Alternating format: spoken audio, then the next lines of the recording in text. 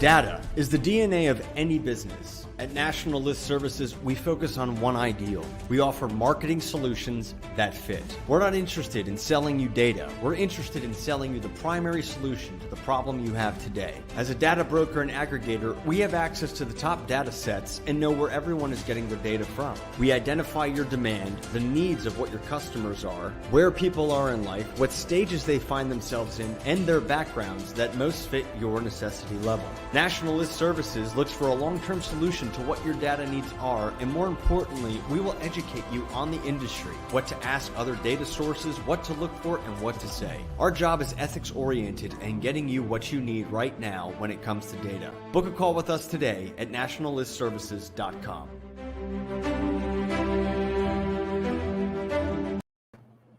Or watch us do it live. Here's the camera. Today we have a treat. We have a guest in the house, not digitally. Nora. Hi.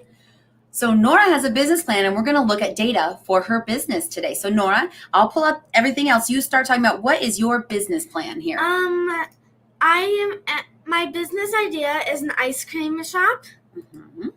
And I already picked out a couple flavors and Yes. And a location. That's right. So we talk about this often. And so today we wanted to have some fun. Last week we talked about value versus cost, reaching specific people who can use your services or eat your ice cream versus reaching everybody.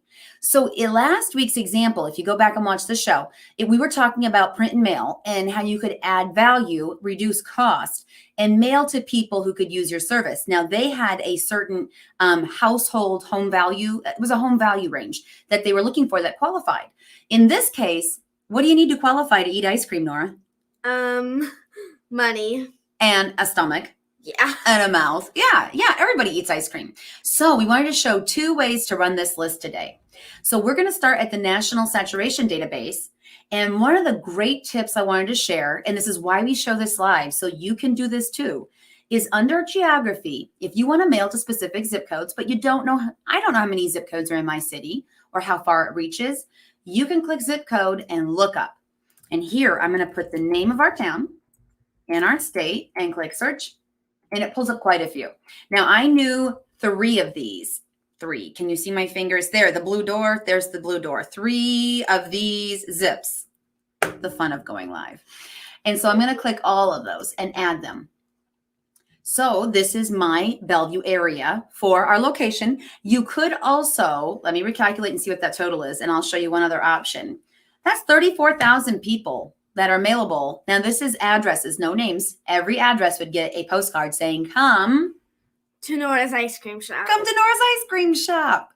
So we could also do, let me cross this off. We could also do this by running a radius. I'm going to remove this geography, clear all. Okay.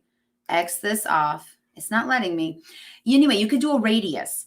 And with a radius, you could start at the location and put in the address. That gives you a map, and it gives you a spot where you can copy paste your address for your location, right? Yeah. Which is just a few stores away from here where she's looking to get a building. And then you could run a radius around there of maybe 10 miles, and anybody in the 10-mile area is going to come. On that mailer to every person who can eat ice cream, what was one of the things you were talking about? The loyalty programs? Yeah. Yeah. So if people come in often, should they get a discount? Yes. Yes, regular customers. If you get 5 cones, you can get 1 free. The 6th one free. 1 or 2 free. So, and how could they redeem that? A great idea. If we're mailing them a postcard to say, come to Nora's ice cream shop, we could put a coupon on there. And even better, we could put a barcode on that coupon. What do the barcodes tell us? Do you know? You have to scan them. You scan them, and then what does it have in that barcode? Do you remember? No, we didn't talk about this ahead of time. We have a few customers who've done this where you can capture the information of who you mailed that to from the barcode. So you know where your loyal customers live, and you can retarget and send them specials or offers, right? Because if you have people who come all the time, you want them to know secret insider flavors or special recipes or special events you'd have, right? You want to let them know. So that's something else we can do that for anybody. So keep that in mind, guys. If you want to do a print and mail, you got a postcard, you have a name and address on there or an address, we can track that. It gives you so much more power to your marketing. That's a little bit of nerd magic for you. So what I'm going to do here is go to previous search. So let me save this. This gives us 34,000 mailers. We're going to go look at a search we made already, because the other thing we could do is a targeted list. And that would be where you get the name and the address and you know certain targeted data about them. This is a national consumer list. And we picked, if you're going to be buying specialty ice cream at Nora's Ice Cream Shop. Yeah. Yeah. Is that a want or a need? Want. It's a want. So it doesn't always fit in the budget, right? So you need to have the budget to go get the special ice cream, right? What are your prices? What are you thinking? I'm thinking that if you do a waffle cone, it'll be $5. Yeah. But for a dish, $3. That's pretty good. But what about gelato? It takes a little extra effort to make gelato. Would that cost a little more? Or are we thinking about that still? I'm still thinking about Still it. thinking but about it. I still need to get the building and the ingredients and the furniture. But note to everybody out there, even though you don't have everything lined up, you can start thinking about your data and who is your audience, who you're going to advertise and market to, because on opening day, you want people at that location. You need to send out a grand opening mailer. So that's something we can help with. On this targeted list, you'll see here, I picked an income range that might indicate discretionary income. They have extra income to spend. What I can do on this, let me go to modify rerun. I ran this and didn't do my count report. If I run a count report, this is the bottom right-hand button. For those of you who join us often or have a login, this is an important step to running your data. While this runs, it's going to send me an email really quickly. I'm going to check mark every single box because I want to know all the information I can get. And I'm going to rename this ice cream income and run this report. Now, what this is going to do is when I come back to my previous searches and I see all those income breakdowns, it's going to tell us, Nora, how many people have what income. So maybe 50,000 might be a little low. Maybe we want to go a higher income to get people. Now, we had talked a little bit about different selects, right? We talked about how many people are in your household, right? Yeah. Single or married, children or not. But in the end, what are the two things that matter to getting ice cream? A stomach and some cash. Some cash to get the ice cream to put in the stomach. So on previous searches here, I'm going to view order this. Here we go. Now we have more numbers, guys. Before this was not populated. So we can see how many people are in each bracket of income. And this helps us see what we call our sweet spot, our targeted audience we want to reach. There's a lot of people 65 to 75, and then a lot more higher. So maybe this is our target audience right here, having $65,000 to $150,000 per year. Now, this is income high level.